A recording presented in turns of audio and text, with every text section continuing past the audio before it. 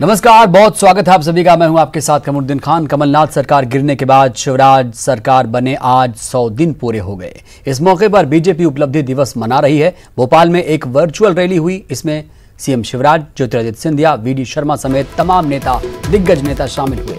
इस मौके पर कार्यकर्ताओं को संबोधित करते हुए सिंधिया ने कमलनाथ पर जमकर हमला बोला। उन्होंने कहा कि कांग्रेस को कुर्सी का मोह था।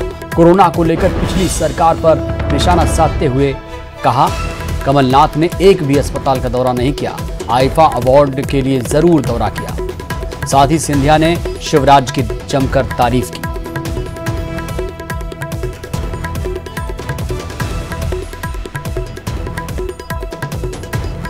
तो कमलनाथ ने आईफा अवार्ड का सिर्फ दौरा किया जबकि कोरोना चल रहा था उस वक्त, और कोरोना के लिए कुछ भी नहीं किया। सिंधिया ने कमलनाथ पर जमकर हमला बोला।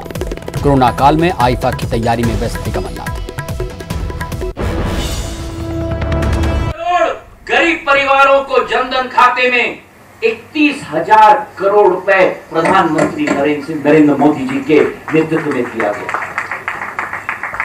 39 करोड़ गरीबों के लिए 35,000 करोड़ रुपए की वित्तीय सहायता गरीब कल्याण पैकेज के द्वारा हमारे प्रधानमंत्री ने पहुंचाया। मुख्यमंत्री की शपथ इन्होंने ली।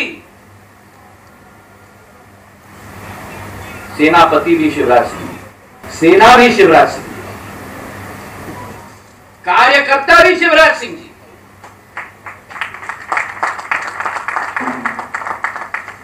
सड़क से वल्लभ भवन तक शिवराज सिंह। जब मेरे पूज्य पिताजी के जन्मदिन पर 75 वर्ष के जन्मदिन पर मैंने वो निर्णय लिया, आपकी तो व्यस्तता थी कि कागज लेकर लोगों को तोहफा देने की अपॉइंटमेंट ऑर्डर पास करने की। सही है कि नहीं शिवराज सिंह जी, बताइए। कितने लोगों की नियुक्ति हुई हो आखिरी 14 दिन में? कोरोना के संक्रमण के समय में एक दौरा जरूर किया था। दौड़ गए थे आईफा अवार्ड के कार्यकर्ता। सही है कि नहीं प्रभात जी, बताइए। और इंदौर में भी मंच पर जनसेवक नहीं बैठे थे, दाएं बाएं दोनों अभिनेताओं के साथ कोरोना के बाद उन्होंने आईफा अवार्ड के आनंद ले रहे।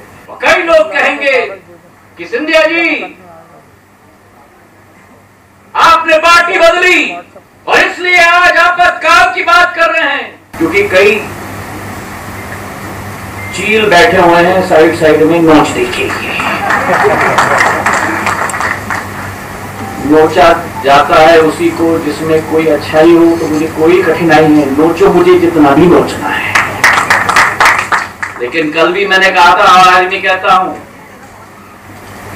टाइगर जिंदा है।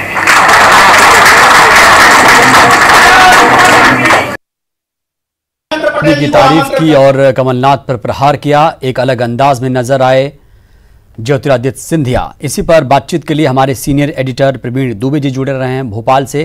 प्रवीण जी, आज फिर सिंधिया फिल्मी अंदाज में नजर आए और डायलॉग बोल रहे थे, फिर वही डायलॉग दोहराया, टाइगर जिंदा है। कहा कई चील बैठे हैं नोचने के लिए, नोचा उसी को जाता है जिसमें सच्चाई होती है। क्या कहना चाह रहे हैं? दरअसल वो तो जाहिर सी बात है कि उन्हें वहां उस तरह से बोलना था। और आप देखें कि खुद मुख्यमंत्री शिवराज सिंह चौहान ने कहा, जैसे वो बोलने के लिए खड़े हुए तो पहला वाक्य शिवराज जी ने कहा कि क्या कमाल का बोले आप महाराज। तो ये वो मंच इसी तरह की उनसे डिमांड भी करता था कि उन्हें उस अंदाज में बोलना था। ये एक और बात है कि वीडी शर्मा की बहुत तारीफ की उन्होंने, प्रदेश भाजपा के अध्यक्ष की, शिवराज जी की बहुत तारीफ की। तो कुल मिला के अब वो ये दर्शाना चाहते हैं, वो एक मैसेज कन्वे करना चाहते हैं कि अब वो पूरी तरह भाजपा में आत्मसात हो गए हैं और जो उनके समर्थक हैं वो भी उसी हिसाब से खुद को ट्यून इन कर लें। कमेटी, चलिए बहुत बहुत शुक्रिया आपका। तो ये एक मैसेज कन्वे करने की कोशिश है सिंधिया की तरफ से कि अब वो पूरी तरह से बीजेपी के रंग में रंग चुके हैं और सिंधिया यही चाहेंगे, जो उनके अपने समर्थक हैं, कट्टर समर्थक, वो चाहेंगे कि अब वो भी अपनी जबान कुछ इसी तरह से रखें। रायगढ़ से बड़ी खबर, जहां पर कैश वैन से 13 लाख की लूट की खबर सामने आ रही है। बाइक सवार बदमाशों ने कैश वैन पर गोलियां चलाई हैं। गोलीबारी में एक की मौत हुई है, एक गंभीर हालत में है और किरोड़ी मल आजाद चौक के पास की ये पूरी घटना आपको बता रहे हैं। वहां से खबर आ रही है रायगढ़ से, जहां पर बदमाशों ने इस वारदात को अंजाम दिया। कैश वैन से 13 लाख रुपए लूटे हैं बदमाशों ने, गोलियां भी चलाई हैं। गोलीबारी में एक की मौत हुई है, एक की हालत नाजुक है। किरोड़ी मल आजाद चौक के पास इस पूरी वारदात को अंजाम दिया गया। रायगढ़ से बड़ी खबर, कैश वैन से 13 लाख की लूट हुई है। बाइक सवार बदमाशों ने इस वारदात को अंजाम दिया और कैश वैन लूटने के लिए बाकायदा गोलियां भी चलाई गई। गोलीबारी में एक की मौत हुई है, एक की हालत गंभीर है। बड़ी खबर आ रही है रायगढ़ से, जहां पर किरोड़ी मल आजाद चौक के पास एक गंभीर वारदात सामने आई है, जहां पर कैश वैन से 13 लाख की लूट, इसके साथ ही गोलीबारी हुई है, गोलियां चलाई गई हैं लूटने के लिए और इसमें एक की मौत हुई है, एक की हालत नाजुक है। बाइक सवार बदमाशों ने इस वारदात को अंजाम दिया है। पुलिस फिलहाल बाइक सवार बदमाशों की तलाश कर रही है, क्योंकि मामला बेहद ही गंभीर है। कैश वैन, आपको पता ही होगा, जब एटीएम खाली हो जाता है, एटीएम में पैसे डालने के लिए वैन पहुंचती है और इसमें कुछ सिक्योरिटी गार्ड्स भी होते हैं। लेकिन देखिए बदमाशों ने कितनी दबंगई दिखाई। उन लोगों ने कैश वैन लूटने के लिए बाकायदा गोलियां चलाई और इस गोलीबारी में एक शख्स की मौत हुई है, एक की हालत नाजुक बनी हुई है। किरोड़ी मल आजाद चौक के पास ये घटना हुई है। आपको तस्वीरें भी दिखा रहे हैं, जहां पर पुलिस अब मौके पर पहुंच चुकी है और केस दर्ज करने के बाद मामले की तफ्तीश भी की जा रही है। रायगढ़ के किरोड़ी मल आजाद चौक के पास ये बड़ी घटना सामने आई, जहां पर गोलीबारी में एक शख्स की मौत हुई है, एक की हालत नाजुक है। बाइक सवार बदमाशों ने कैश वैन पर गोलियां चलाई हैं। ज्यादा जानकारी के साथ हमारे सहयोगी युगल जुड़े हैं। युगल, क्या ताजा जानकारी है आपके पास, क्योंकि बाइक सवार बदमाशों ने कैश वैन पर गोली चलाई, 13 लाख की लूट हुई, एक शख्स की मौत हुई। देखिए, आज जो कैश वैन है वो वहां पे एटीएम में पैसा डालने जा रहा था। इसी दौरान 2 नकाबपोश जो बदमाश है वो यहाँ पर आए और सीधा उन्होंने ताबड़तोड़ 6 राउंड जो है फायरिंग की। उसकी वजह से जो वाहन चालक है कैश वैन के, उसकी मौत हो गई है और जो गार्ड है उसके पीठ में गोली लगी है, गंभीर रूप से वो घायल है। अभी तक जो प्राथमिकी जो दर्ज की गई है उसके आधार पर जो लगभग 13 लाख रुपए की लूट बताई जा रही है और दिन दहाड़े इस तरह की लूट की घटना से पूरा जो है किरोड़ी मल नगर क्षेत्र में जो दहशत का माहौल है। पुलिस ने चारों तरफ नाकेबंदी कर दी है और जिस तरह से नकाब पर जो 2 बदमाश आए थे, लुटेरे आए थे, वो सीसीटीवी में भी कैद हो गए हैं और बकायदा कुछ लोगों ने वहां पर देखा भी है कि किस तरह से वो फायरिंग कर रहे थे और उसके बाद जो है कैश वैन को लेकर के भूपदेवपुर की ओर जो है वो रवाना हो गए, भाग गए हैं। तो पुलिस ने नाकेबंदी की है और चारों तरफ नाकेबंदी करके छानबीन में पुलिस जुट गई है। जी कमरुद्दीन। युगल, सवाल ये भी है कि जब इस वारदात को अंजाम दिया गया, आपने कहा कि नाकेबंदी हो चुकी है, सीसीटीवी में ये बदमाश दोनों दिख रहे हैं। उस वक्त ये किस बैंक की वैन है बताइए जरा, और आपने कहा कि अब कैश वैन लेकर ये लोग फरार हैं, क्या लगता है कब तक इनकी गिरफ्तारी हो जाएगी? देखिए, शहर से लगभग 10 किलोमीटर दूर किरोड़ी मल नगर के आजाद चौक की ये घटना बताई जा रही है और वहां पर चूंकि इंडस्ट्रियल क्षेत्र है और काफी जो दीगर प्रांत से भी लोग आते हैं, रहते हैं, तो ये उसके बाद इस तरह की घटनाएं जो घटित हुई है। उसके बाद जो सरहदी सीमाएं हैं, जांजगीर की, कोरबा की ओर की जो सीमाएं हैं, इसके अलावा जो उड़ीसा का जो बॉर्डर, उन तमाम बॉर्डरों को पुलिस ने सील कर दिया है और चूंकि कैश वैन को लेकर के वो फरार हुए हैं, तो देखना ये होगा कि किस तरह से पुलिस अब आगे मामले की जांच कर रही है और पुलिस अभी चूंकि काफी संगीन मामला है, इसलिए पुलिस अभी पूरी तरह से तमाम जो और भी जो जानकारियां हैं उसे जो है बता नहीं रही है और तस्दीक कर रही है कि आखिर किस ओर वो भागे हैं। और सबसे बड़ी बात है कि जब उनकी कुछ किसी भी तरह से उन्हें जब चलिए बिल्कुल, तो अब कैश वैन लेकर जो फरार हुए अपराधी हैं उनकी तलाश की जा रही है। बहुत बहुत शुक्रिया युगल आपका। इंदौर से खबर, जहां पर हाईकोर्ट में धमाके की आवाज से हड़कंप मच गया। एसी के कंप्रेसर में ब्लास्ट हुआ है, 3 लोगों को हल्की चोटें आई हैं, इलाज के लिए निजी अस्पताल में भर्ती कराया गया है। घायल हुए तीनों लोग फायर का काम करने के लिए हाईकोर्ट पहुंचे थे, इसी दौरान हादसा हुआ। हाईकोर्ट में आपको बता दें धमाका हुआ है, एसी के कंप्रेसर में ये ब्लास्ट हुआ है। ज्यादा जानकारी के साथ हमारे सहयोगी अरुण त्रिवेदी जुड़े हैं। अरुण, ये धमाका कैसे हुआ?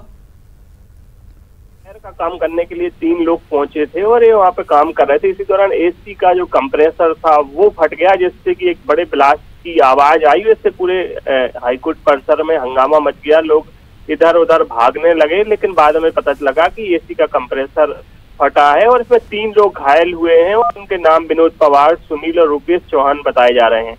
कोरोना काल के चलते लंबे दिनों से हाईकोर्ट की छुट्टियां थी और अभी कुछ दिन पहले से ही हाईकोर्ट में कामकाज शुरू हुआ है और कामकाज शुरू होने के बाद यहाँ लोगों की आवाजाही भी शुरू हुई है। लेकिन ये मामूली सा एक इंसिडेंट था जिसमें 3 लोगों को मामूली चोटें आई, हल्की चोटें आई, उनको निजी अस्पताल में भर्ती कराया गया है। लेकिन ब्लास्ट की आवाज से जरूर लोग परेशान हो गए और इधर उधर भागने लगे और थोड़ी देर के लिए अफरा तफरी मच गई। बिल्कुल, क्या कोई और नुकसान की भी आशंका या खबर अरुण? नहीं, कोई ऐसा बड़ा विस्फोट नहीं था, एक हल्का विस्फोट था जो एसी के कंप्रेसर के फटने से हुआ था और इसमें कोई ज्यादा लोग घायल भी नहीं हुए। जो आसपास लोग थे, 3 लोग जो काम कर रहे थे, वो मामूली चोटें उनको आई, हल्की चोटें। चलिए, तो अच्छी बात यह रही कि हादसा बड़ा नहीं था, गनीमत रही कि हल्की चोटें आई हैं। बहुत बहुत शुक्रिया अरुण आपका जानकारी देने के लिए। तो 3 लोग फायर का काम करने के लिए हाईकोर्ट पहुंचे थे और एसी का कंप्रेसर था। आपको बता दें, हाईकोर्ट में धमाके की आवाज़ से हालांकि हड़कंप मचा, लेकिन ज़्यादा हताहत होने की बात नहीं है। एसी के कंप्रेसर में ब्लास्ट हुआ, लेकिन हल्का ब्लास्ट था ये। 3 लोगों को हल्की चोट भी आई है, ज़्यादा उनको दिक्कत नहीं हुई है। इलाज के लिए निजी अस्पताल उन्हें फिलहाल भर्ती करा दिया गया है।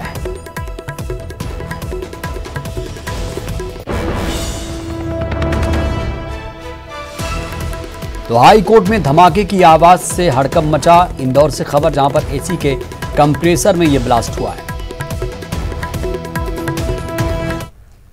और भोपाल से खबर, जहां पर मध्य प्रदेश बोर्ड का रिजल्ट कल आने वाला है। कक्षा 10वीं का रिजल्ट कब आएगा और कल आएगा, आपको बता दें दोपहर 12 बजे घोषित होगा रिजल्ट। कक्षा 10वीं में पढ़े 10.5 लाख परीक्षार्थी इसमें शामिल थे। 2 विषयों में आपको बता दें छात्रों को जनरल प्रमोशन दिया गया। इस बार टॉपर छात्रों को नहीं बुलाया जाएगा। बड़ी खबर आपको बता रहे हैं, 10वीं में 10.5 लाख परीक्षार्थी शामिल हुए थे और मध्य प्रदेश बोर्ड का रिजल्ट कल घोषित किया जाएगा। दोपहर 12 बजे इसका ऐलान होगा। 10वीं कक्षा का रिजल्ट कल आएगा।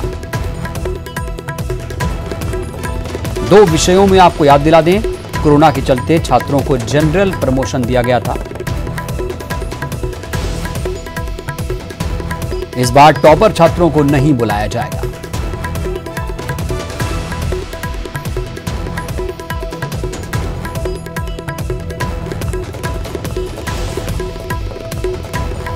दोपहर 12 बजे आपको बता दें ये रिजल्ट घोषित किया जाएगा। एमपी बोर्ड का रिजल्ट कल और दोपहर 12 बजे इसकी घोषणा कर दी जाएगी। तो उन छात्रों में एक बेचैनी भी है, क्योंकि रिजल्ट के लिए हर कोई इंतजार करता है। ज्यादा जानकारी के साथ हमारी सहयोगी रंजना दुबे जुड़ रहे हैं। रंजना, क्या ताजा जानकारी आपके पास, क्योंकि दोपहर 12 बजे रिजल्ट घोषित होने वाला है एमपी बोर्ड का?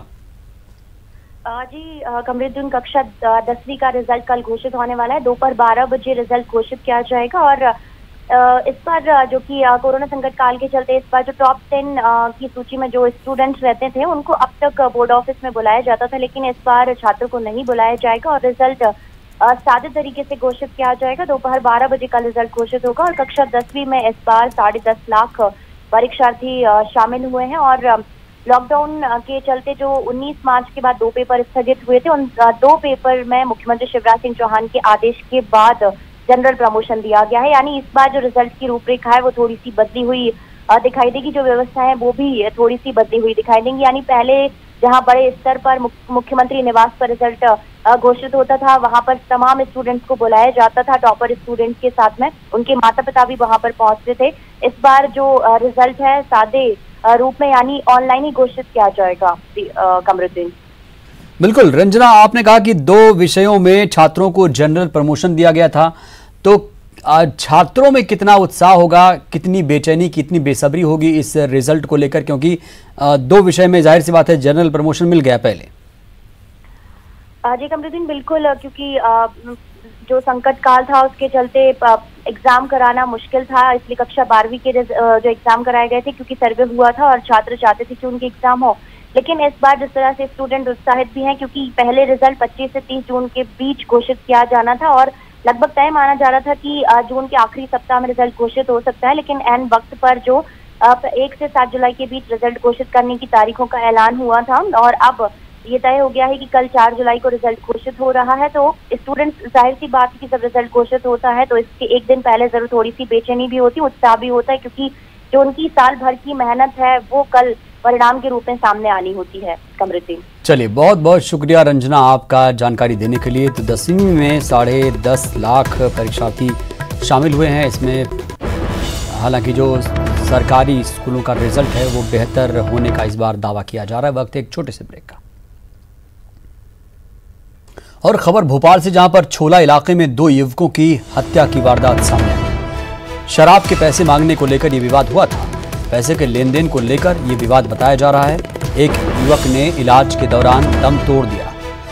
छोला क्षेत्र के नवजीवन कॉलोनी का ये पूरा मामला आपको बता रहे हैं, जहां पर चाकूबाजी की घटना सामने आई है। छोला इलाके में 2 युवकों की हत्या कर दी गई। शराब के पैसे मांगने को लेकर विवाद हुआ था।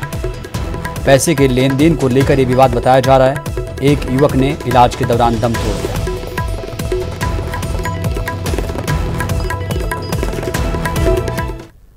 बुलेटिन में इतना ही। नमस्कार।